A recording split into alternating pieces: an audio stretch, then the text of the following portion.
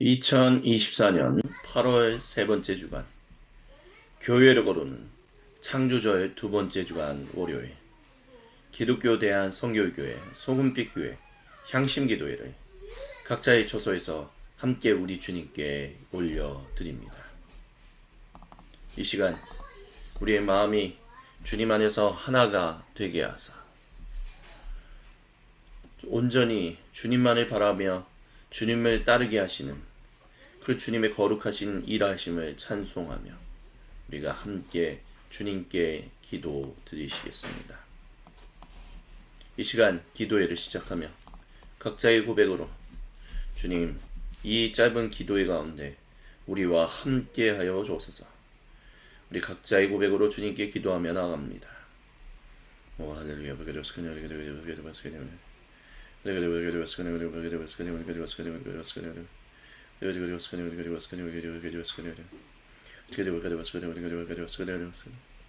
주님, 생각과 마음과 맑은 행동을 주었던 모든 자들 하나님 모든 것들을 회개합니다. 주여 용서하여 주옵소서. 마음을 지키지 못했고 생각을 지키지 못했고 말과 행동을 지키지 못했던 모든 죄들을 회개하며 주여 앞에 나아가오니 주여 불쌍히 여겨 주옵시고 이 시간 거룩하신 성령님 저희의 죄를 불쌍히 여겨 주옵소서. 오 거룩하신 주님 저희의 죄를 불쌍히 여겨 주옵소서. 제 연약함을 저는 죄인입니다. 저는 주님 앞에서 못난 사람입니다. 오 주여 저를 불쌍히 여겨 주옵소서.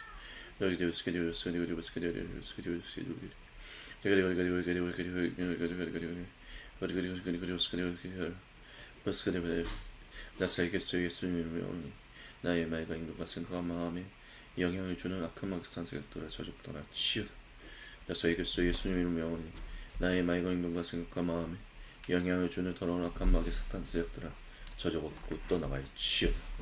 주님 이 시간 주님만을 온전히 바라보니 주님께서 제 세상에 산산이 흩어진 마음의 조각들을 하나로 모아 주시오니 주여 이 마음을 오직 주님께만 올려드립니다.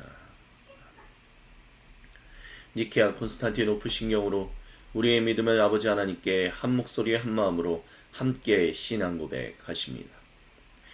우리는 하늘과 땅을 지으시고 보이는 것이나 보이지 않는 모든 것을 지으신 아버지이신 한 분이신 하나님을 믿습니다. 우리는 한 분이신 주 그리스도 예수님을 믿습니다.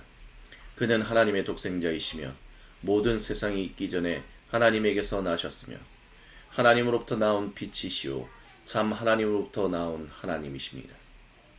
그리스도 예수님은 하나님에게서 나셨으나 지으심을 받지 않으셨으며 모든 것을 지으신 아버지와 한 본체를 가지신 분이십니다. 그리스도 예수님은 우리 인류와 온 세상의 구원을 위하여 하늘에서 내려오셨고 성령 하나님에 의하여 동정녀 마리아로부터 몸을 입으시고 사람이 되사 우리 인류와 온 세상을 위하여 본디오 빌라도에 의하여 십자가에 달리셨습니다. 그리스도 예수님은 고난을 당하시고 무덤에 묻히셨다가 성경 말씀대로 사흘 만에 부활하셨습니다. 그리스도 예수님은 하늘에 들어가사 아버지 하나님의 우편에 앉아 계시다가 영광 중에 다시 오셔서 산 사람들과 죽은 사람들을 모두 심판하실 것입니다. 그리스도 예수님의 나라는 영원 무궁할 것입니다. 우리는 주님이시며 생명의 공급자 되시는 성령님을 믿습니다. 그는 아버지와 아들로부터 나오셨고 아버지 아들과 함께 예배와 영광을 받으셨습니다.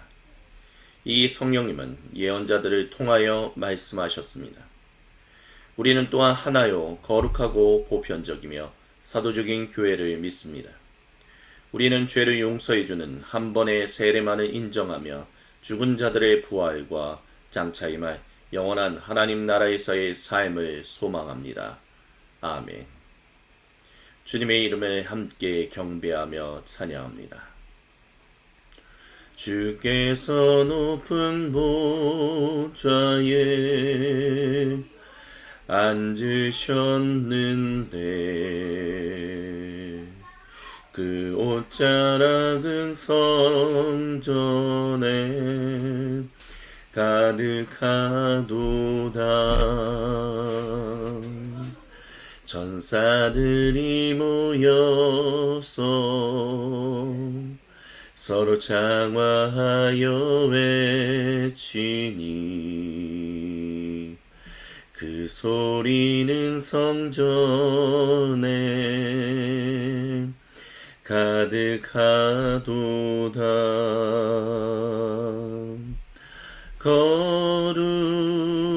거룩하다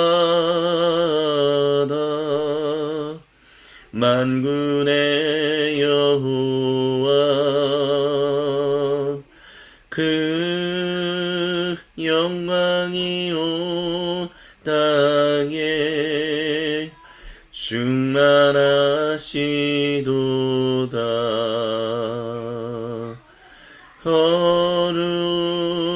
거룩하다 만군의 여호와 그 영광이 온 땅에 충만하시도다.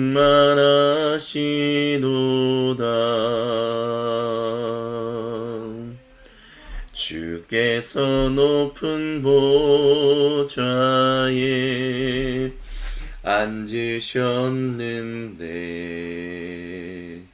그 옷자락은 성전에 가득하도다.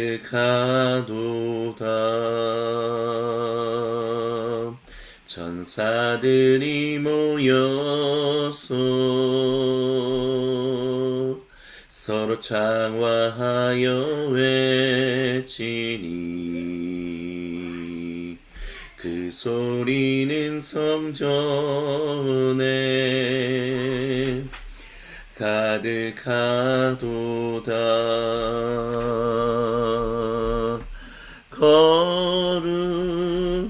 거룩하다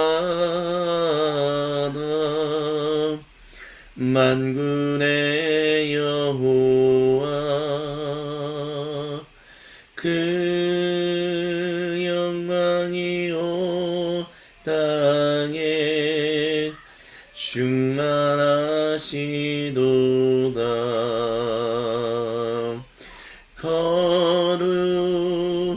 거룩하다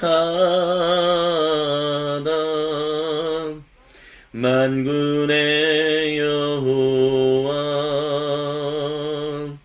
그 영광이 온 땅에 충만하시도다.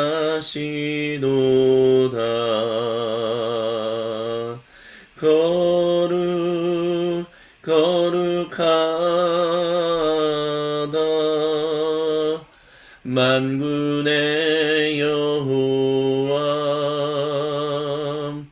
그 영광이 온 땅에 충만하시도다.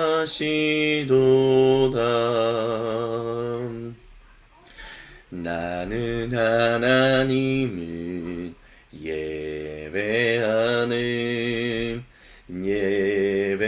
예배자입니다.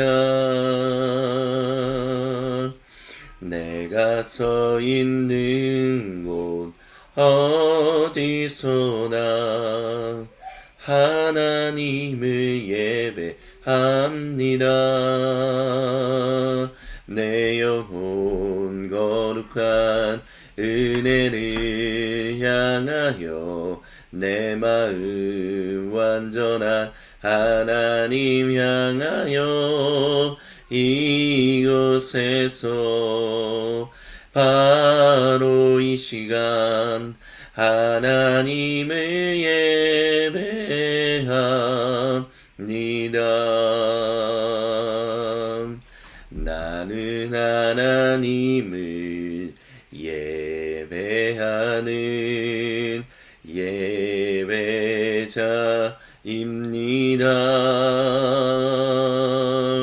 내가 서 있는 곳 어디서나 하나님을 예배합니다. 내 영혼 거룩한 은혜를 향하여 내 마음 완전한 하나님 향하여 이곳에서 바로 이 시간 하나님을 예배합니다. 내 영혼 거룩한 은혜를 향하여 내 마음 완전한 하나님 향하여 이곳에서 바로 이 시간 하나님을 예배합니다. 내 영혼 거룩한 은혜를 향하여 내 마음 완전한 하나님 향하여 이곳에서 바로 이 시간 하나님을 예배합니다. 하나님을 예배합니다. 하나님을 예배합니다.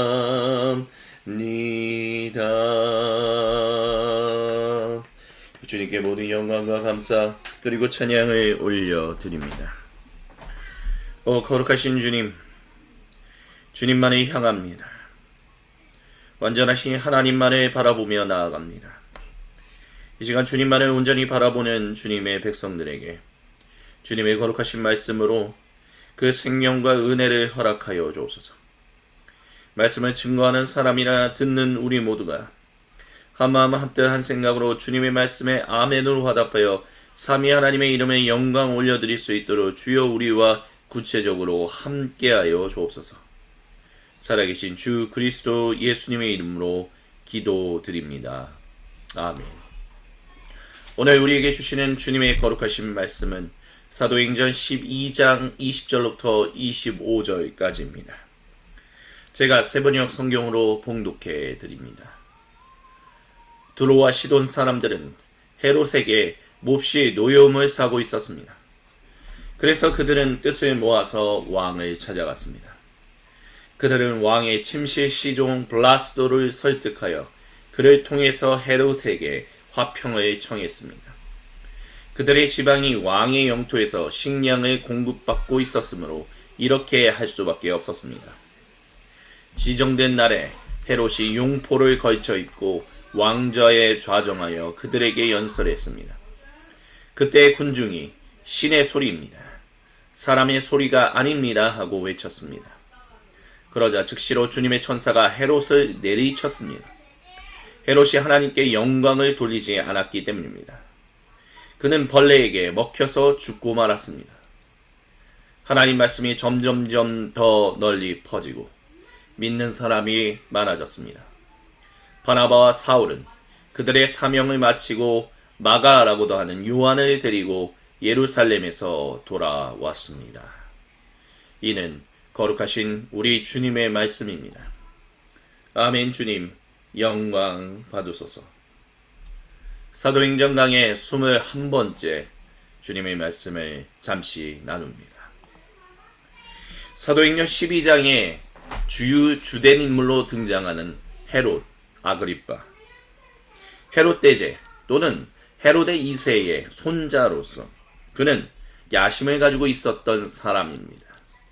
그래서 그는 성전을 중심으로 하여 유대인들의 환심을 사고 교회를 핍박하여 그래서 장차 더 나아가 로마 제국의 황제로부터 제가 이 지역을 다스리는 분봉왕으로서 당신을 온전히 serving, 즉 섬길 수 있습니다 라는 그 이야기를 함으로 말미암아 그 일대 갈릴리와 유대 지역에 그 할아버지였던 헤롯의 2세처럼 자신이 광대한 영토를 차지하기를 다스릴 수 있기를 간절히 원했습니다. 하지만 그의 계획이 실패했죠. 주님께서 베드로를 풀어주심으로 말미암아 결국에는 그리고 그 일로 인하여 유대 사람들이 굉장히 소란스럽게 된 일로 인하여 헤롯의 이 아그리파 왕이 마음이 지쳐서 결국에는 떠나게 되었다. 가이사랴로 향하게 되었다라고 거룩한 누가는 우리에게 이야기했습니다. 근데 마침 두로와 시돈 사람들이 헤롯에게 몹시 노여움을 사고 있었다라고 얘기합니다. 두로와 시돈은 아마 헤롯 이 왕이 다스리는 지역과 관련이 있었을 수도 있고 관련이 없었을 수도 있습니다. 하지만 중요한 것은 두로와 시돈 사람들이 이 왕에게 항복함으로 말미암아 화평을 청해서 평화를 누리기를 원했다라는 것이 중요한 핵심입니다. 이 말은 다른 말로 한다면 로마 제국의 그때 당시에 잠시 정치적과 여러 가지 혼란이 일어나서 두로와 시돈 사람들을 지켜줄 수 있는 로마 제국의 군대가 없었다라고도 얘기할 수 있을 것입니다. 그렇기 때문에 이 두로와 시돈 사람들은 이 가까이에 있는 헤롯 왕에게 화평을 청해서 평화롭게 살기를 간절히 원했다라는 것입니다. 그래서 결국에는 또한 이들은 왕의 영토에서 즉 갈릴리 지역에서 식량을 공급받고 있었기 때문에 이렇게 할 수밖에 없었다. 그러니까 경제적인 어떤 노예가 그러는 속국이 될 수밖에 없는 그런 복잡한 정치적인 상황이 일어났다라는 것을 의사 누가는 우리에게 설명해주고 있습니다. 근데 그 지정된 날에 그래서 마침내 그들이 머리를 조아리고 우리가 당신과 평화를 맺기를 원합니다 라는 그 약속을 맺으려고 하는 그때 헤롯이 용포를 걸쳐 입었다라고 말합니다. 용포. 어쩌면 로마 제국의 황제가 오직 그만이 입을 수 있는 그 용포를 걸쳐 입었다라고 얘기할 수 있을 것입니다. 그리고 그것은 22절에 군중이 신의 소리다, 사람의 소리가 아니다 라는 말로 분명하게 확언됩니다.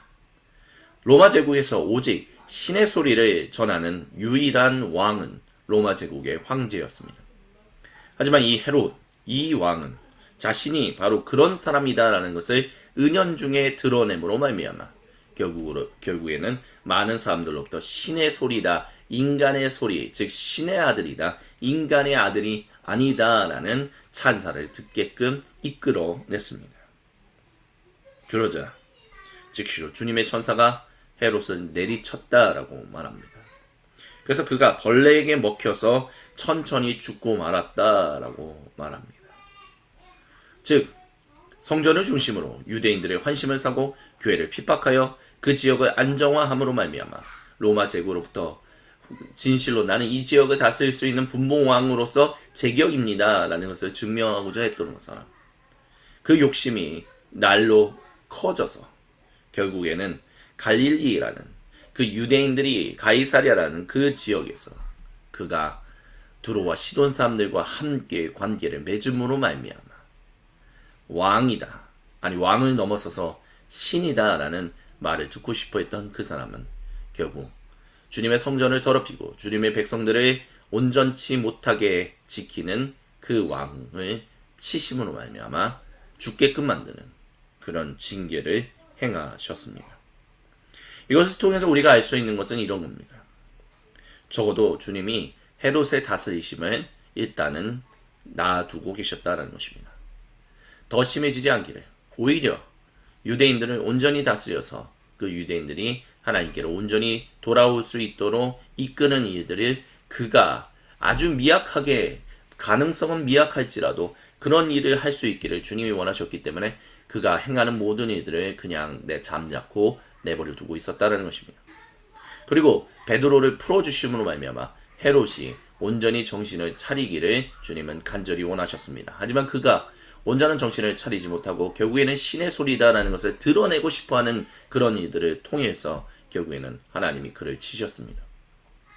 가이사랴에 살고 있었던 유대인들과 두로와 시돈에 살고 있었던 비유대인들의 관계가 엉망진창으로 연결되지 않게끔 하기 위하여 성전을 중심으로 주님의 이름을 등에 업고 자신의 영광을 드러내려고 하는 그 얄팍한 술수가 온전치 않기 때문에 주님의 이름을 더럽히는 것이기 때문에 주님은 그 헤롯의 목숨을 가져가셨다라는 것입니다. 그렇기 때문에 우리는 기억해야만 합니다. 주님의 성전을 이용하지 마십시오. 자신의 영광과 자신의 명예를 위하여 주님의 예배당을, 주님의 몸된 교회를 사용하고자 하는, 결국에는 내가 괜찮은 사람이다, 내가 곧 하나님의 대리자다, 신의 소리다라는 말은 신이 보낸, 신의 유일한 아들의 소리다라는 것입니다. 내가 대언자라는 거죠. 신이 있고 나다라는 것이죠. 대언자이기 때문에 신이 나에게 그런 전권을 주셨고 신이 나와 동일시하기 때문에 나는 곧 신이다라고 얘기한다는 것입니다. 근데 그게 잘못됐다는 것을 분명히 기억해야 한다는 것입니다.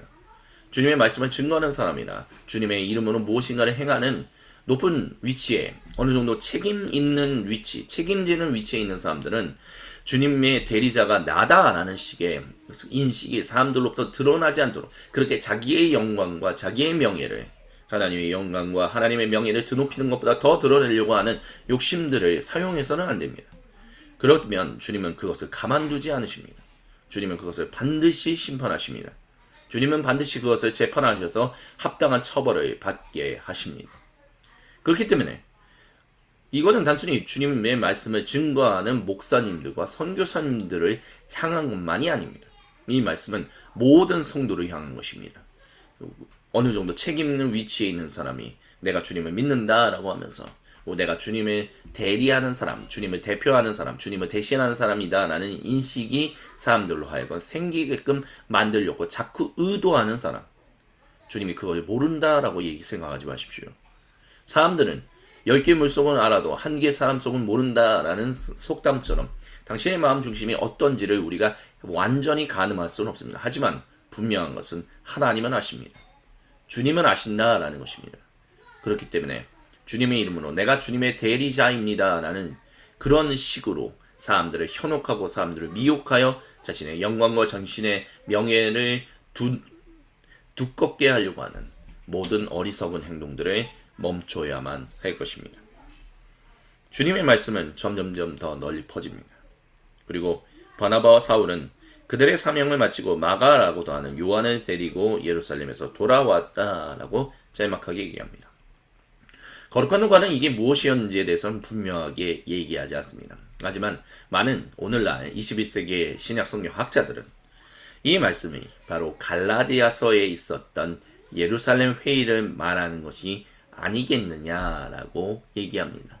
물론 여기에는 많은 이점이 있습니다. 하지만 역사적인 흐름을 놓고 봤었을 때는 예루살렘 회의는, 즉 사도행전 15장에 나오는 예루살렘 회의는 사도행전 그 갈라디아서 2장의 그 일을 다시 한번 확언시켜주는 그런 회의였다라고 보는 것이 타당하다라고 오늘날의 신약성경학자들은, 많은 신약성경학자들은 그렇게 이야기합니다. 그러니까 갈라디아서 2장에 나오는 예루살렘 회의가 이 사도행전 12장 25절에 나왔고, 근데 갈라디아서에 또다시 베드로가 자신도 모르게 잘못한 그 일이 결국에는 또다시 교회에서 공론화, 약간 토론이 필요한 회의가 됨으로 말미암아 사도행전 15장에서 다시 한번 그것을 확언하는 일이 일어났다라고 이제 본다는 것이죠. 주님께서 사랑하시는 모든 형제자매 여러분, 이것이 어떻게 되는지에 대해서는 우리가 그건 그냥 신약성경학자들의 얘기 아닙니까? 이거를 그냥 있는 그대로 그냥 그들 사명을 마쳤다라는 걸로만 보는 게 더 좋지 않겠습니까? 라고 생각할 수도 있습니다. 예, 그렇습니다.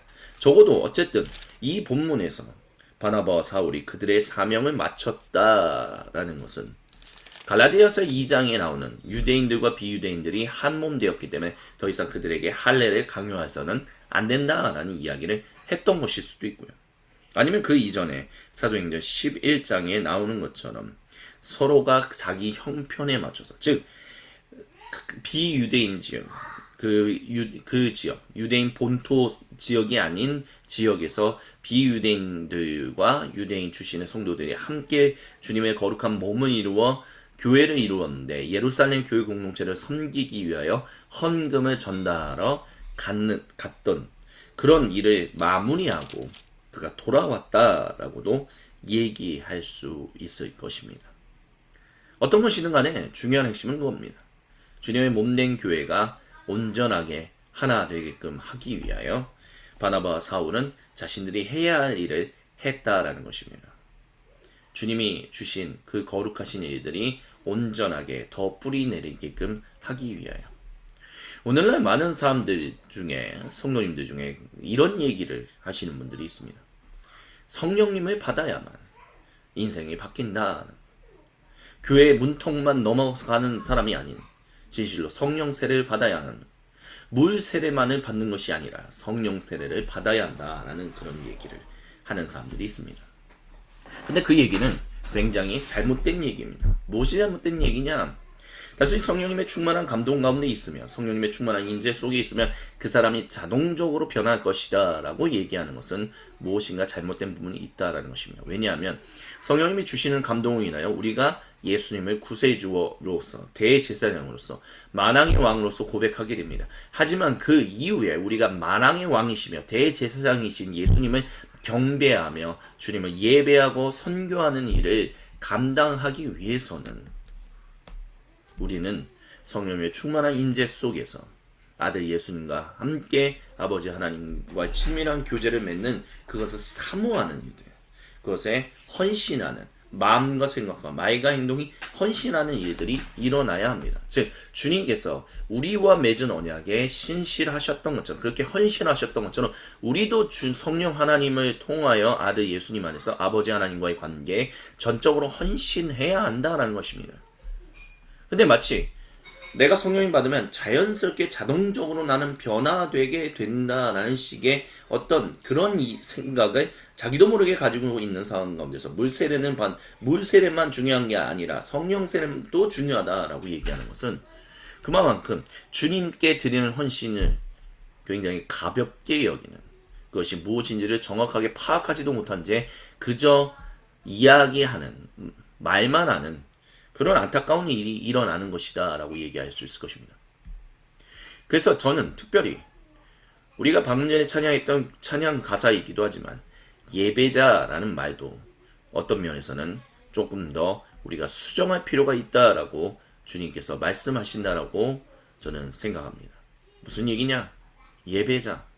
우리는 단순히 그 예배자라는 말이 등장하기 시작한 것은 바로 찬양 예배에서 제일 많이 등장하기 시작했거든요. 그러니까 주중에 있는 찬양 선교팀이 찬양하는 가운데서 당신들은 예배자입니다 라고 얘기하던 그 말이 이제 교회에 온전히 퍼졌다라는 것입니다. 근데 그러다 보니까 예배자라는 말은 결국에는 그 예배당에서 주님께 공동 예배 드리는 그것, 그 이상도 그 이하도 아닌 것처럼, 물론 우리는 삶의 예배자입니다 라는 얘기를 하지만 정작 삶의 예배가 무엇인지에 대해서는 정확하게 의미를 전달하지도 않은 채 우리는 예배자라는 말을 너무 남용하고 있는 것이 아닌가 싶습니다.